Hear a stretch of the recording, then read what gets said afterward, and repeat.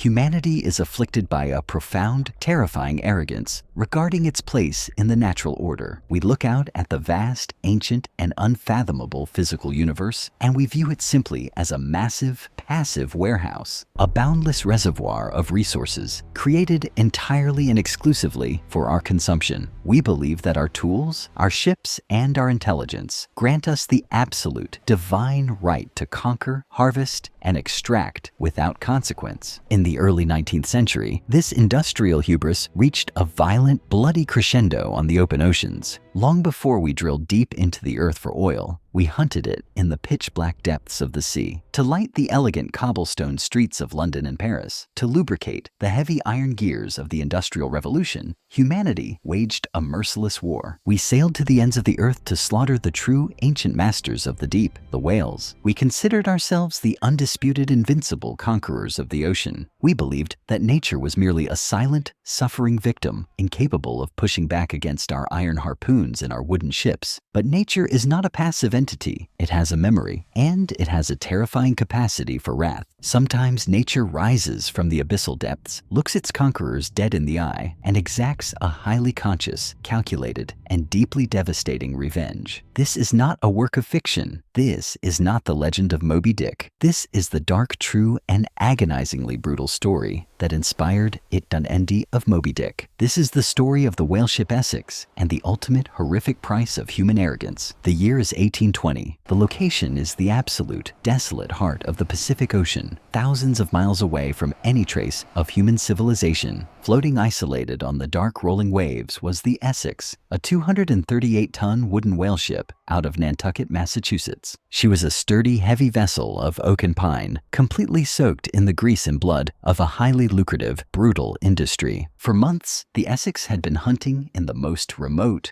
uncharted waters of the globe. The expedition was led by Captain George Pollard, a man burdened by the immense pressure of securing a profitable harvest. Serving under him was first mate Owen Chase, a fiercely ambitious, hardened sailor who believed entirely in the supremacy of man over beast. Together with a crew of 19 other men, they had sailed to the edge of the world to hunt the apex predator of the abyss, the sperm whale. They were hunting highly intelligent, massive creatures, equipped with teeth the size of daggers and heads filled with premium, highly explosive spermaceti oil. To the crew of the Essex, these majestic leviathans were nothing more than floating barrels of money. The date is November 20th, 1820. The morning sun rose over an incredibly vast, calm, and seemingly ordinary stretch of the Pacific Ocean. The crew had spotted a pod of whales, lowered their small, fragile wooden whaleboats into the water, and begun the grueling, violent pursuit. But as the men focused intensely on the hunt, the atmosphere around the main ship began to shift. The ocean grew unnervingly quiet. The wind seemed to hold its breath. Deep beneath the dark churning waves, something ancient and incredibly powerful was rising toward the surface. It was not fleeing from the hunters. It was actively tracking them. Breaking the surface of the water just hundreds of yards from the Essex was a massive, terrifying anomaly. A colossal male sperm whale. It was an absolute monster of the deep, measuring an astonishing 85 feet in length, nearly the size of the whaleship itself. Its massive dark head was heavily scarred, completely covered in the jagged, white, violent memories of previous encounters with human harpoons. This was a survivor, a creature that had learned the lethal language of mankind. The giant leviathan did not exhibit the normal, evasive behavior of a hunted animal. It stopped on the surface of the water, turned its massive, scarred head toward the Essex, and paused. It lay perfectly still, fixing a dark,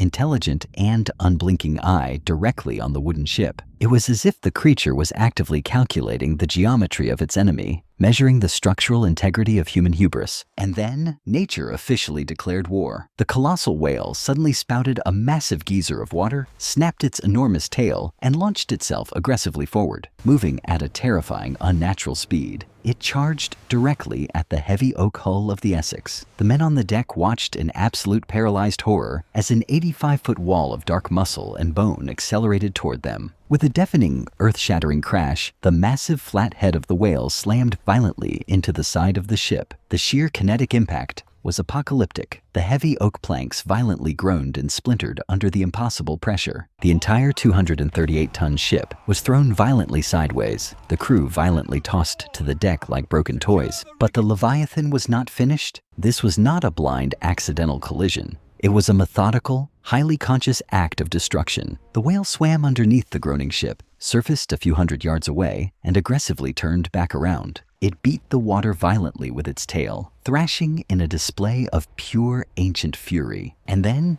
it launched a second, absolutely fatal charge. It accelerated even faster, rushing through the foaming water, aiming directly for the weakest point of the ship, the bow. The second impact was a catastrophic, deafening explosion of shattering timber and rushing water. The massive oak bow of the Essex was completely violently crushed inward, instantly breaching the hull. The ocean aggressively poured into the dark belly of the ship. In a matter of seconds, the majestic, invincible conqueror of the sea was transformed into a sinking, shattered piece of driftwood. Having successfully destroyed the instrument of its suffering, the massive whale calmly turned away, slowly descending back into the pitch-black abyss, never to be seen again. Human supremacy had been violently, effortlessly erased by the very nature it sought to enslave. As the Essex rapidly sank into the dark depths, the 21 men frantically salvaged whatever meager supplies they could carry. They abandoned their dying ship and boarded 3 tiny, fragile 25-foot wooden whaleboats. They were now stranded in the absolute heart of the most desolate, unforgiving,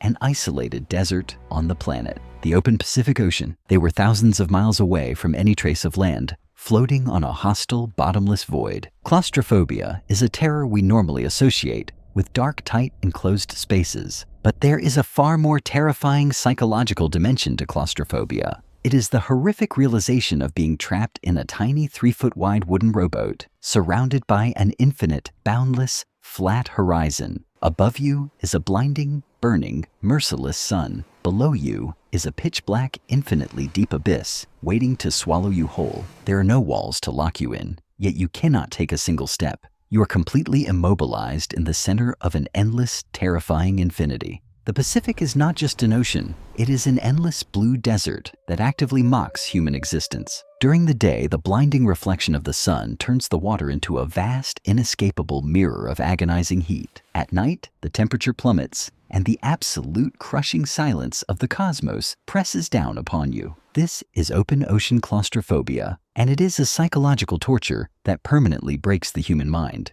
In the immediate aftermath of the sinking, Captain Pollard and his men faced an agonizing, impossible navigational choice. They had salvaged a very limited amount of fresh water and hardtack bread. They needed to find land and fast. The closest, most logical destination was the Marquesas Islands, which lay relatively nearby, following the natural flow of the ocean winds. But a dark, terrifying rumor dictated their fate. The sailors firmly believed that the Marquesas were inhabited by brutal, savage tribes of cannibals. Terrified of being captured and eaten by indigenous peoples, the civilized crew of the Essex made a fateful decision. They chose to row against the wind, away from the closest islands, aiming instead for the coast of South America. A journey of over 4,000 miles across a dead, empty ocean. It was the most tragic, deadly, and profoundly ironic mistake in maritime history. For weeks, the 3 tiny wooden boats drifted helplessly under the aggressive, scorching equatorial sun. The ocean was utterly indifferent to their suffering. Under the aggressive, scorching equatorial sun, the blinding ultraviolet radiation severely blistered their skin. Their lips cracked, bled, and swelled from severe, agonizing dehydration. Their meager rations of bread quickly ran out, soaked in salt water and rotting in the heat. The psychological weight of the endless blue horizon began to fracture their sanity. A sudden violent storm tore across the ocean, whipping the waves into black mountains of water, permanently separating the 3 small boats in the dark. They were now entirely alone, drifting aimlessly in the void. Starvation is a slow, methodical, and incredibly violent predator. Does not simply kill the body, it completely consumes the mind. The brain, starved of glucose, begins to hallucinate. The body actively cannibalizes its own muscle tissue, turning the men into living, breathing skeletons. You are surrounded by millions of gallons of water, yet you are dying of thirst beneath the fragile wooden floorboards of the boat. A vibrant, thriving marine ecosystem swims just inches away, completely out of reach.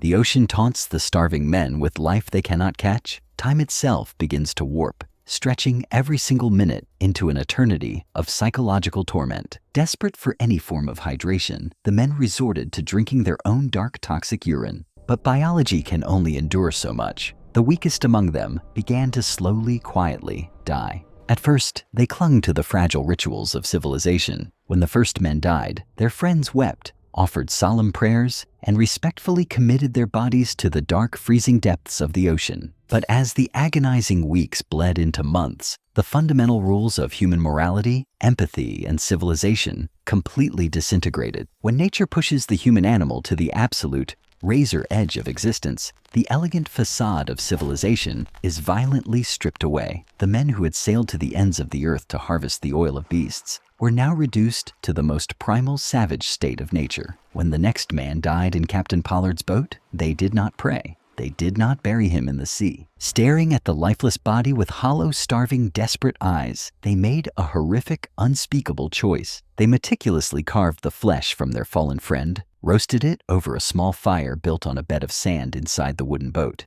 and ate him. The civilized men who had chosen a 4,000-mile death sentence out of a deep fear of cannibals had violently mutated into the exact monsters they were trying to escape. But the nightmare of the Essex had not yet reached its darkest, most tragic depth. After weeks of consuming the dead, a terrifying moment arrived. There was no more meat, and no one was dying of natural causes fast enough to sustain the living. In Captain Pollard's boat, adrift in a dead, silent ocean, the 4 remaining men looked at each other with hollow, dead eyes. To survive, someone had to be sacrificed. They invoked the darkest, most terrifying taboo of ancient maritime tradition, the drawing of lots. They tore blank pieces of paper, placed them inside a dirty, sun-bleached hat, and silently drew their fate. The man who drew the short slip would be killed. The man who drew the next slip would be his executioner. In an act of profound, crushing tragedy, the short slip was drawn by Owen Coffin. He was only 18 years old, and he was Captain Pollard's own nephew.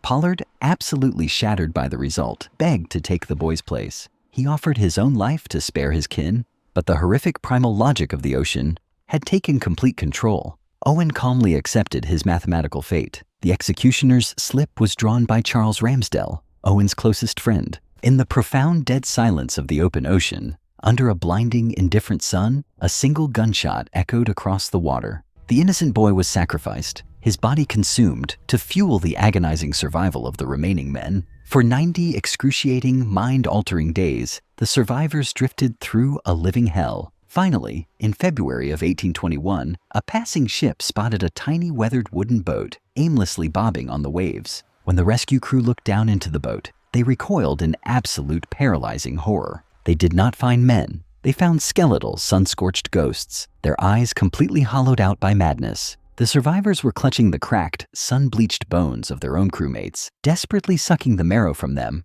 They were so deeply lost in the trauma of their survival that they did not even acknowledge their rescuers. They simply continued to gnaw on the bones of their friends. Out of the 21 men who sailed on the Essex, only 8 miraculously survived the ordeal. Captain Pollard and First Mate Owen Chase returned to Nantucket, but the psychological scars of the Pacific never truly healed. They were haunted forever by the ghosts of the men they had consumed and by the terrifying ancient wrath of the beast that sank them. Decades later, a young writer named Herman Melville heard the horrific whispered accounts of the Essex. He took the true terror of that 85-foot Leviathan and transformed it into the greatest American novel ever written, Moby Dick. But Melville's fiction, no matter how profound, pales in comparison to the absolute, unvarnished brutality of the true story. The tragedy of the Essex remains a dark, chilling monument to the limits of human supremacy. It proved that we are not the masters of the deep. We are merely fragile trespassers in an ancient, unforgiving realm.